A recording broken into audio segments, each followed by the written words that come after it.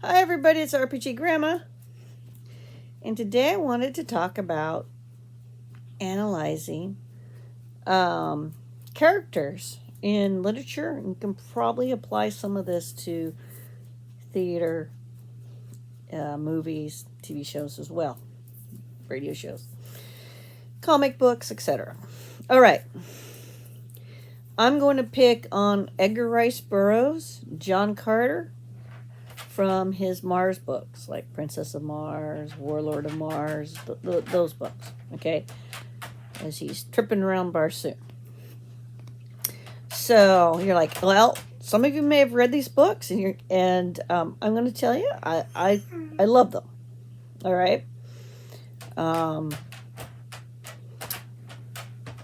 But we're going to find out that John Carter isn't all he seems to be. So let's talk about this way of investigating a character. And the reason you might want to do this, even a book, especially a book you've already read, you already like the characters or something about them in the book, is it'll give you a fuller picture of the character, all right? And a truer picture of the character. And you might start noticing things in the book you missed the first time you read through it. Like, the plot of the book isn't what I thought it was. I totally missed what the author, he or she was doing there, right? You can.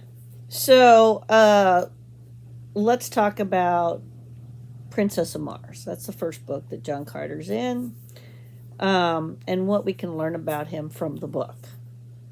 And the reason you would want to do this is if you want to play a character, whether they're NPC, or particularly if you want to play a player character that's based on something out of literature or a movie or something, this is a different way of studying the character. Now, John Carter is the protagonist, the hero in the story. In fact, he's the hero in a bunch of stories. He's the one who is taking you on the adventure through most of the book, at least a good chunk of them. He's the one often telling you about stuff. All right. So how do you approach this differently? You're a police detective, and a crime's been committed, and it is your job to find the crime. You're thinking, well, I've already read the book. It's not a detective story. Yes, it is. Not in the classical sense. That's not what I'm saying. I'm saying you're going to pretend a crime's been committed. Doesn't matter what the crime is. Now you're going to reread the book, looking to see if the things the characters say and tell you is the same as the things they do. What things aren't they telling you? What things are they actually doing versus what they're saying they're doing? What things do they actually believe versus what they say they believe? Okay, because that's what you have to do to solve a crime. You got all your suspects, all your witnesses, and now you got to wrestle the truth of the situation out of people. Okay? And this is what you're going to do. So if you've got a copy of Princess of Mars, I strongly suggest you open it up and take a second look at it. And as you're reading it again, constantly asking yourself, what is John Carter saying versus what he is doing? And you can do that with any of the characters, really. But since he is the main, and since he's doing so much of the telling you about Mars and the Martian culture, he's the one you've got to really dig into. Now, let's see what the book does tell us about him. And no, I don't have the book handy. I've read it more than a few times. So we're going off of Granny's memory here. Well, how does the book start? John is a defeated man. he starts from not a great position in life. He is a veteran of the Civil War, of the losing side, the Confederate side. He appears to have been an officer. If I remember right, he says he was an officer, but he knows how to sword fight. He's educated. He knows how to ride very well, and of course he knows how to shoot guns. And he's from Virginia. And he is now out in the West.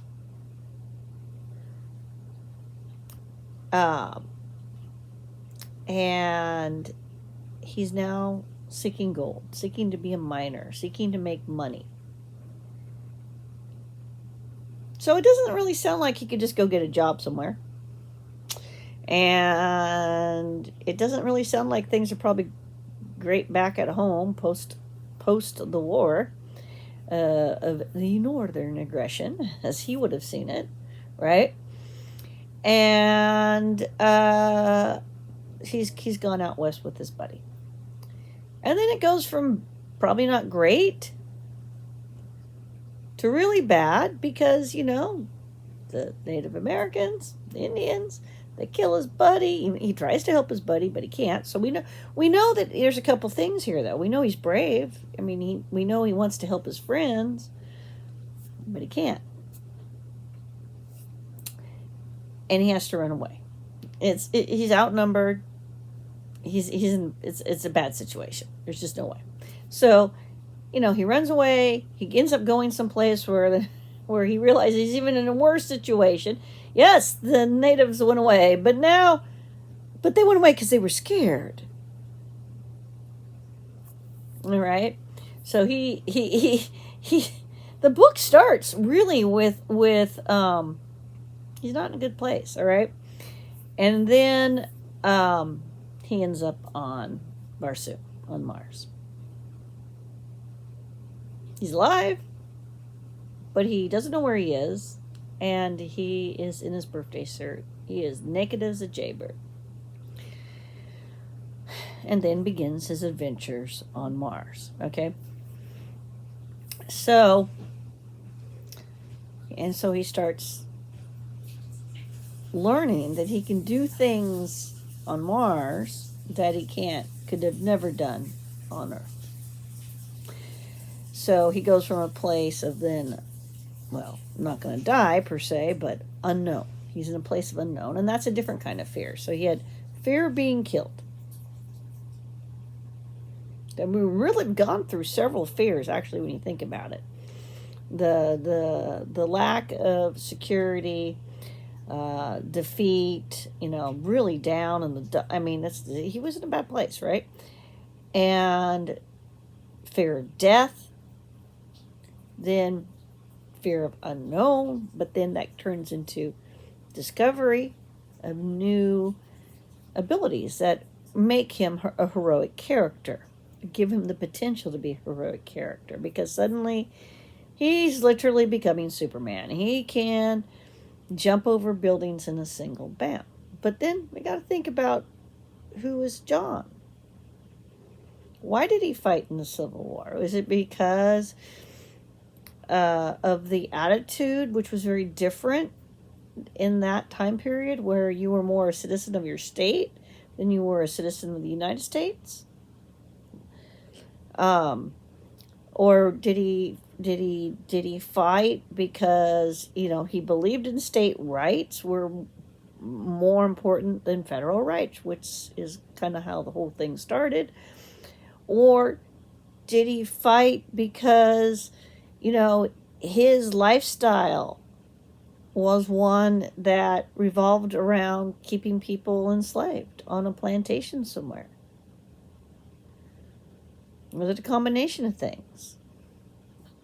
We don't know, right? It doesn't really tell that in the beginning. But we might learn as we go along. Remember, he's a Southerner, so he has some Southern ideas. But he's not a total jerk either, as you discover as you read through the books. So let's take a look at what happens. So he ends up on Mars. and it turns out he can jump buildings in a single bound like old Superman can. He finds out he's incredibly strong through the course of his adventures. He can punch an alien. Okay, and kill them. So green man, and green men are strong. They're not weaklings. They have like 4 arms, 2 legs. They're ambidextrous. So yeah, you can put a sword in all of their hands. And they got tusks. They can see like a chameleon sees. They can move their eyes around. They have incredible eyesight. They have all these physical advantages, and he can punch them in the jaw and kill them instantly if he wants. So that's something to think about. That is how strong he technically is. He also has better endurance than everybody. He can run faster because his muscles are better. He comes from Earth with a higher gravity. So he's basically Superman, guys. He's the original Superman. He's bouncing all over the place. He can do all this crazy stuff. But in the beginning, he's figuring this all out in the books. So he's figuring out where he is. He's smart. John is very smart. Okay? But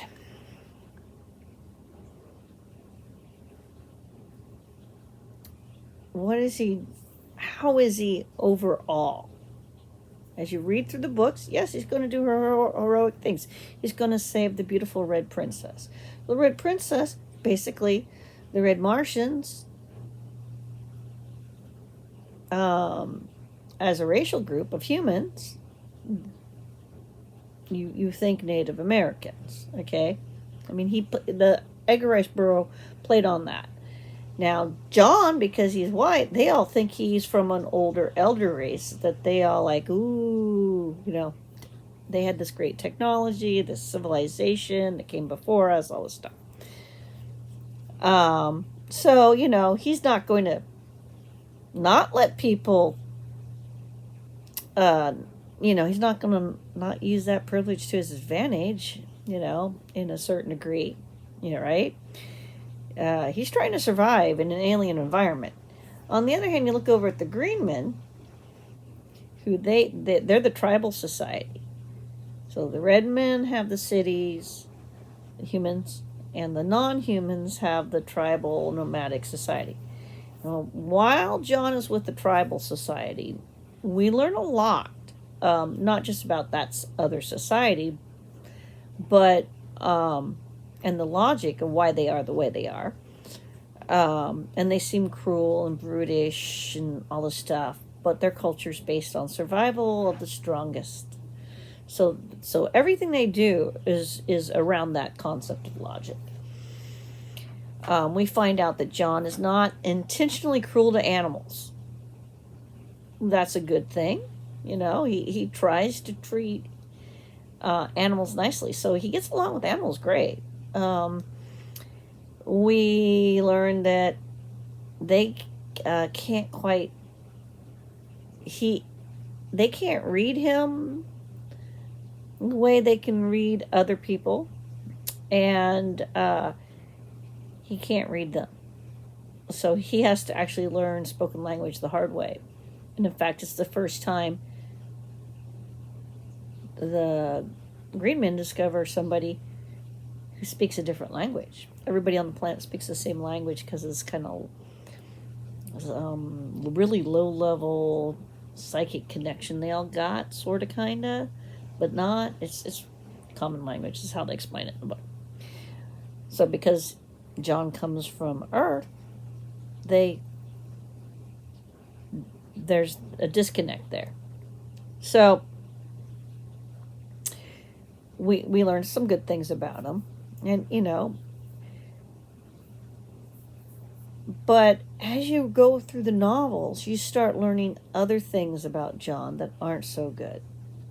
For instance, he talks about how slavery is civilized and a good thing in on Barsoom.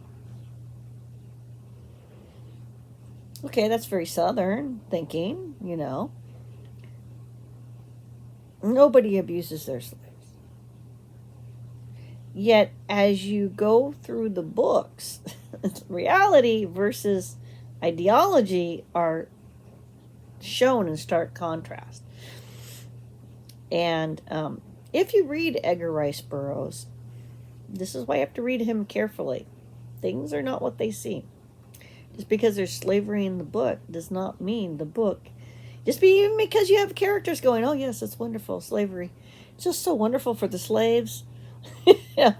Doesn't mean it is. And Edgar Rice Burroughs will point that out. So don't, just because there's something unpleasant in the book, don't assume that's you call it, promoting that unpleasant thing. Now, John is more than happy to allow slavery in the cities of his friends. But every time he gets captured and enslaved in any of the books, he starts a slave revolt. Every time.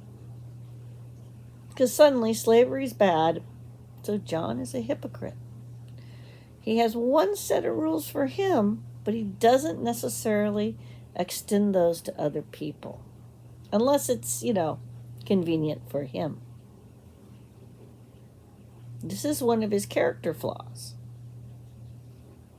So if you're going to play John Carter, this is one of the flaws you should have. He should be a hypocrite at times over certain things.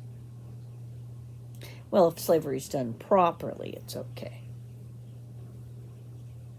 Funny thing is, whenever he gets enslaved, it's never done apparently properly, and he needs to launch a revolt. So many civilizations toppled because of John Carter. So many city-states. Okay. So that's one thing. John Carter, though, is a man who loves, or is a romantic about the martial culture. So he is a happy camper on Barsoom because it has a martial culture. Like all the cultures have a martial aspect to them. Whether they're just or unjust, whether they're in a city or out, or they're nomads, whether they're a hidden culture nobody knows about and he's stumbling on them or discovering the truths of their culture for the first time from his perspective, and sometimes it's the dirty little secrets that he's uncovering that are truly unpleasant and do need to stop. But you have a big martial, like the whole planet. Okay, so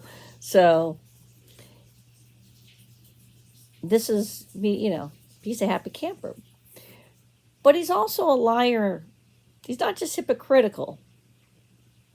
He's a liar. So there's lots of times when he's telling you about his fight, talks about how afraid he is, how much his life's in jeopardy as he's having his sword fight, and they're fighting it out because some king's making them pretend to be chess pieces or whatever, and they're fighting it out. I'm thinking about all the different books here, not just the first. And he's toying with every single one of those other warriors. They have no idea he's Superman. He's dressed like them.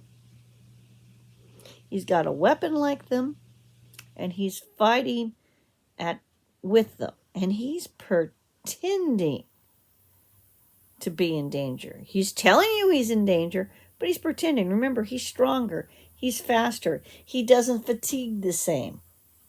I mean, they could get lucky, I suppose. But he is like a master swordsman.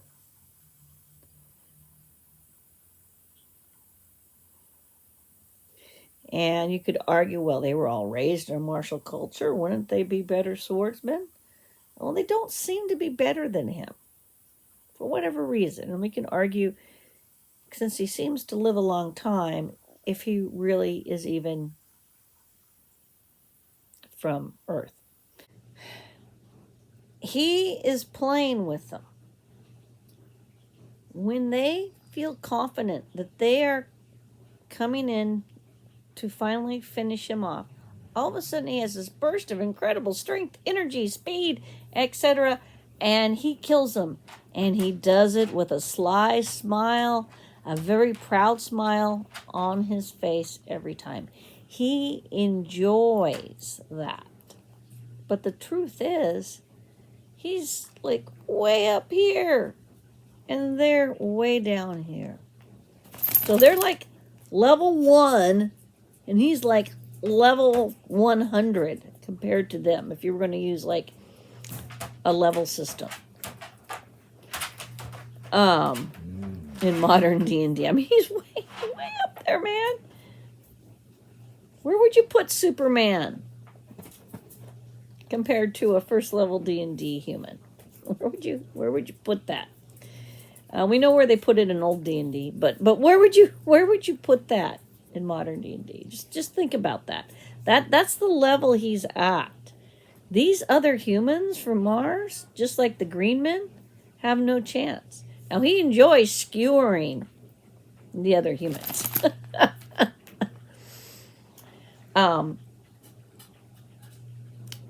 But he knows how strong he is. He knows he can punch somebody and kill them.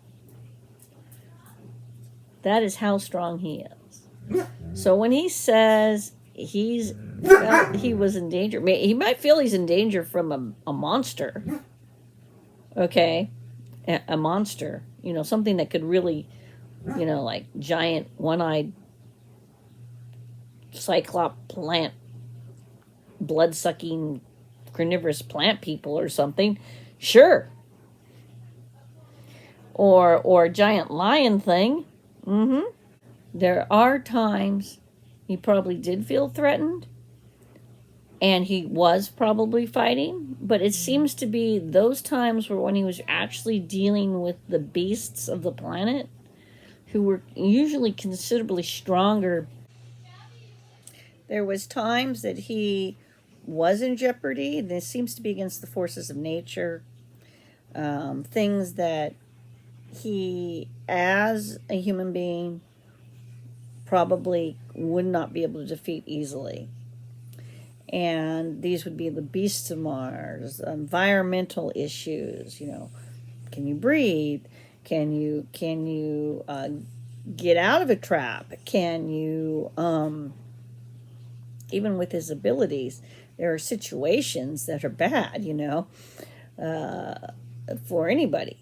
So, but when you stop and think about it, there was a cruel side to his character. And there tended to be rules for him and his friends, freedom for him and his friends, but not for others. So the ideals that he sometimes said were good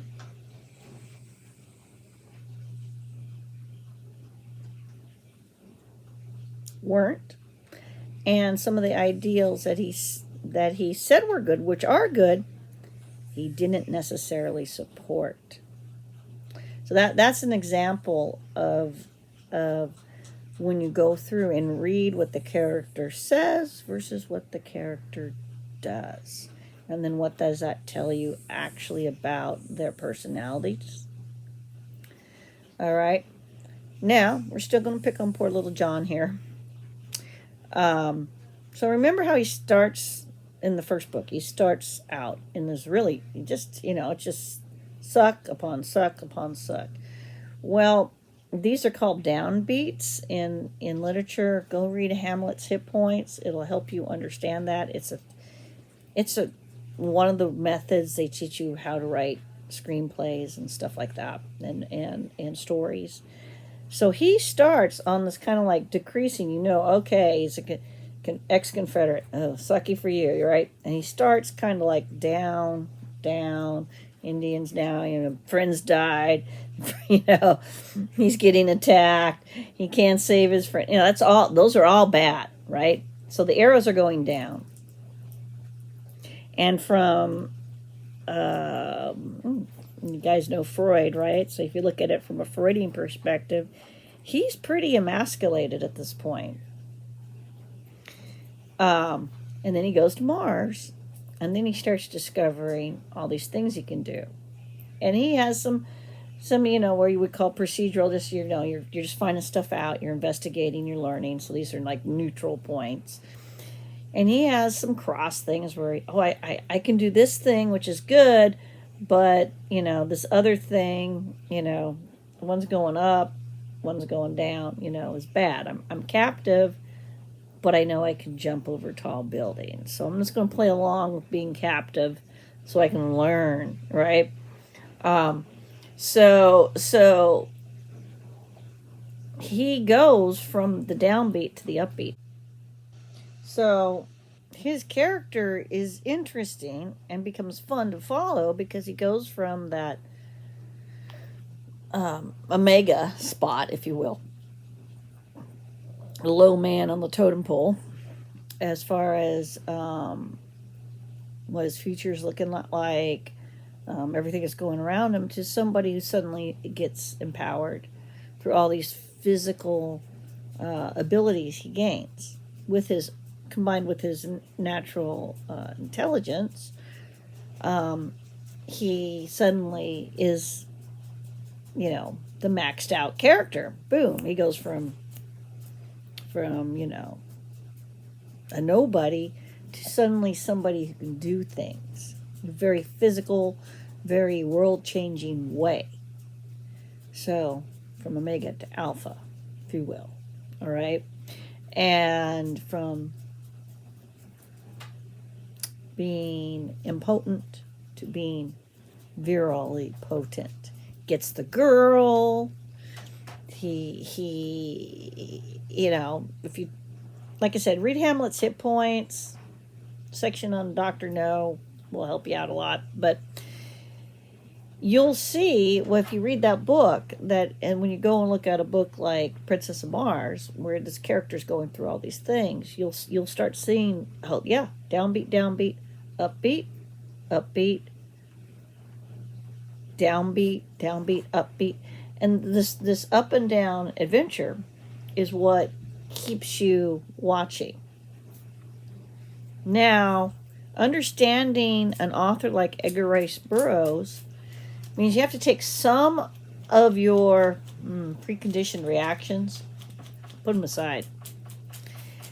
And that's one of the reasons why you need to learn to analyze books better. And I'm saying this to everybody who writes thesis papers, because I've read some stinkers, let me tell you, with socio-political ideology involved. Edgar Rice Burroughs, I've read enough of his novels to know he likes pointing out the flaws in the social time that he was living in. And he was using his books to do that. So, he was surrounded by people who probably thought slavery was a good thing and missed the good old days. He was pointing out how it's hypocritical. Dog in the room. He points out other things that he'll poke fun at stuff straight up.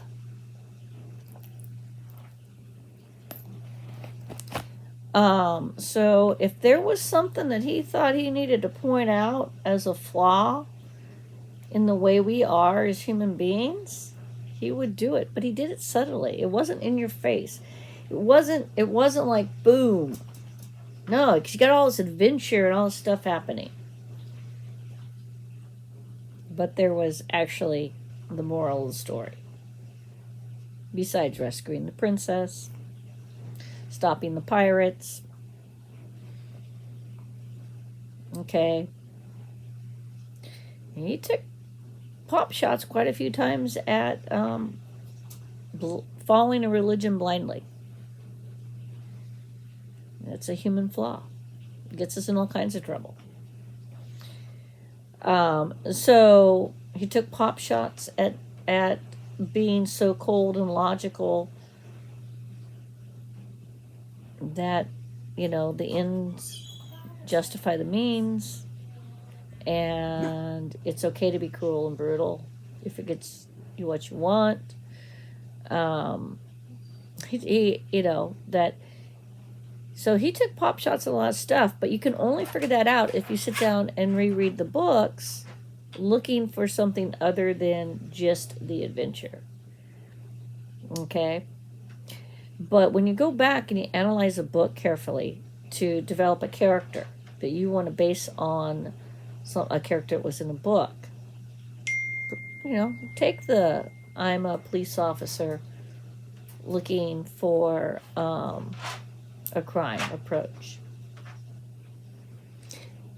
If you're going to read the book because there was things in the book you thought was cool, and you want to bring those ideas in, like the architecture, the setting ideas, the technology, all that, then you're going to be reading the book from a different perspective. You're going to be rereading that book from this perspective of an archaeologist or an anthropologist.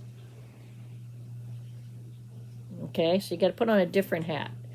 So, reading the book as a detective, what does the character do and say, and does it mesh? Or is there a conflict, an inconsistency? That tells you about the person, the character. And interesting characters have flaws. Okay.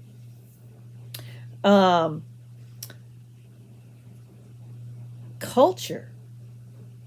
That's when you put on the anthropology cap. What does everybody say? How do they greet each other? Are there special words they use? What do they eat? How do they dress? What are their sensibilities? What are the beliefs this city-state holds to be true? What are the beliefs this other city-state holds to be true? What are the beliefs this tribe over here holds to be true? There are going to be differences. So if you're trying to create the setting of Barsoom, this is what you have to go through and do. Is everybody's calendar the same, or do they have different calendars? Do they all look the same, or do they not? Is the environment they're in exactly the same? Well, the good chunk of the environment of Barsoom is that nice red desert, but not all of it. You got the northern and southern poles, different environments. Is their technology all the same? Well, do you have an overlapping technology?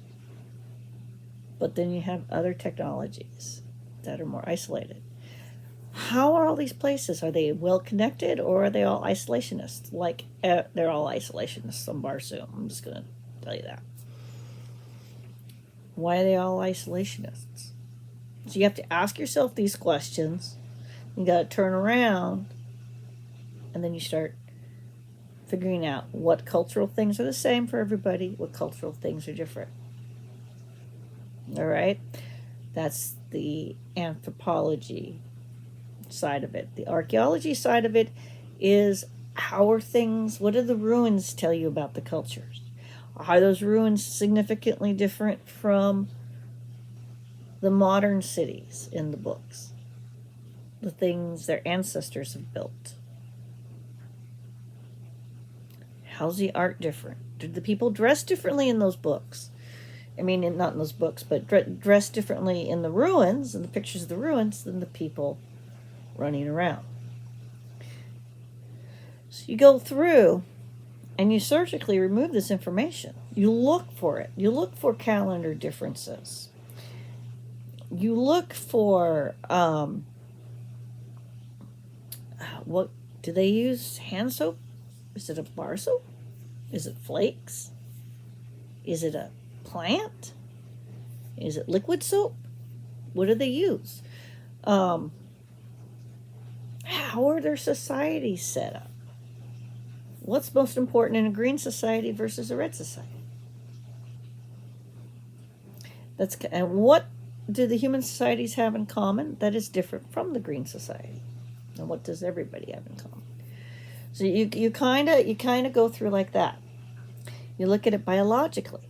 You're a biologist studying the planet. You're going along.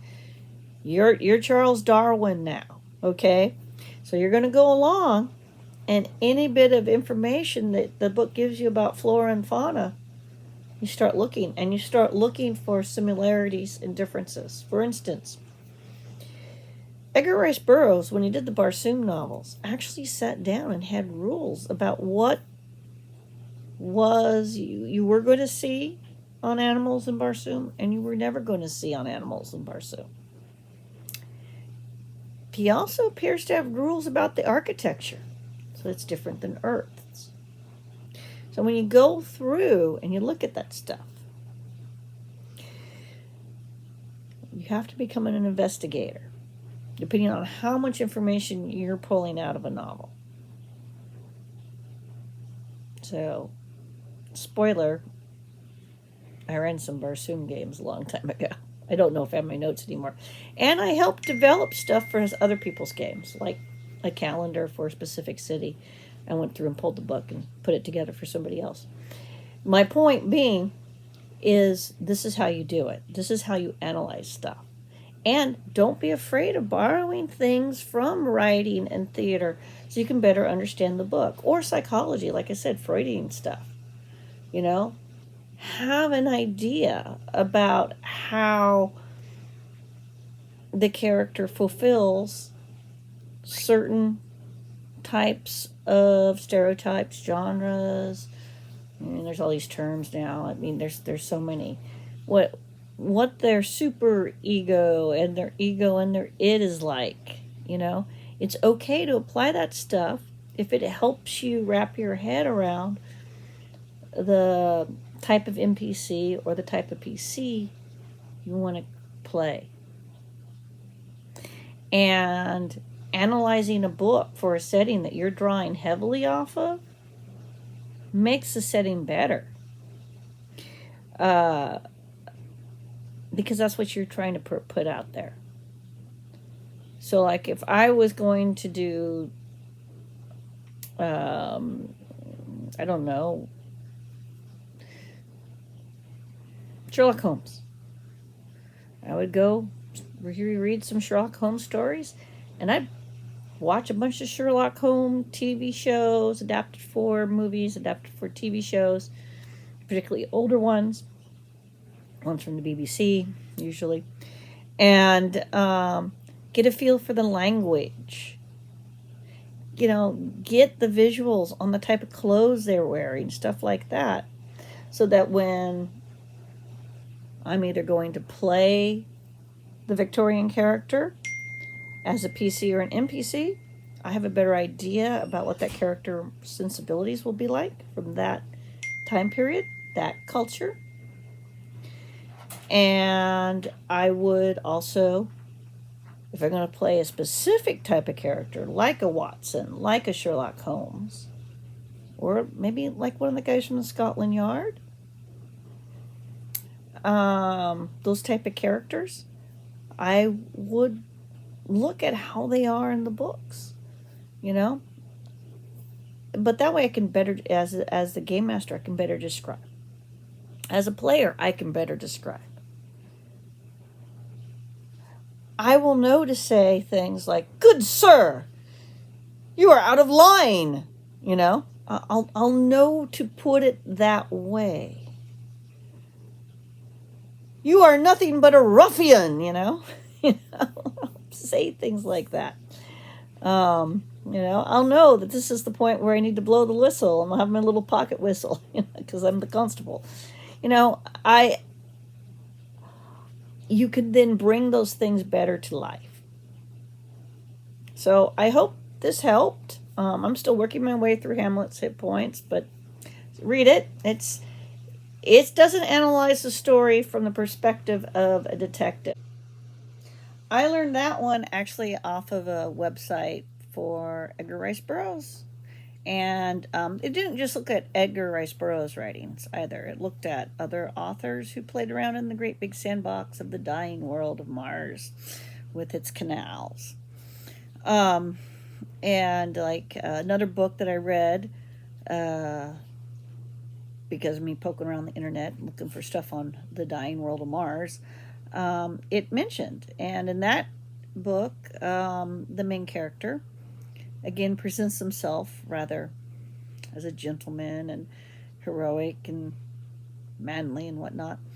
But he's actually pretty much a bumbling fool through the whole book, and he's a thief. Through the whole book, he's just pocketing stuff. Constantly just picking up stuff from people's homes and whatnot and sticking them in his pocket as he's going along on his adventure. And the difference between that character and Edgar Rice Burroughs' character, John Carter, I think it was Gulliver of Mars or something like that. I'd have to go find the book, re-research it. But anyway, the first character, and it's actually one of the first Mars books. It actually predates Edgar Rice Burroughs' Mars. They both had cool alien societies. In fact, you could have both those societies work together. Not a problem. But you could have those places on basically in the big sandbox of Mars. But the thing is, John Carter was actually a person who affected change in his environment on Mars, whereas the character in this other author in this other book did not. He really didn't. He was just there, and you were along for the I don't know, tourist adventure of checking out all these cultures. So, which is great that you can use that material. But the character himself, compared to John Carter, wasn't as heroic. He had potential, but he really didn't do anything heroic. He was kind of like the tourist of Mars. And he doesn't even save the princess. Doesn't get the girl at the end. You know what I'm saying? Doesn't seem to affect any change whatsoever. He does put a lot of stuff in his pocket and he steals a lot. But the character himself, that's not how the character presents himself. The character does not say, I'm a thief, ever in the novel. But if you look at what he does while he's telling you the story, he's constantly pocketing stuff. So this gives you insight into how to play those types of characters. At any rate, everybody have a great day. Check out some books. Open your minds to different way of analyzing stuff, psychology, different biology, archaeology, anthropology, sociology, as a police detective, or using techniques that modern day writers use, and go through and deconstruct what's going on in a story with upbeats and downbeats and crossbeats and procedural beats. Hamlet's hit points. So you'll learn stuff, and it'll help you approach your games differently as a player or a game master. Anyway, like, subscribe, comment. Everyone, Happy New Year's, all that good stuff. Talk to you later. Peace.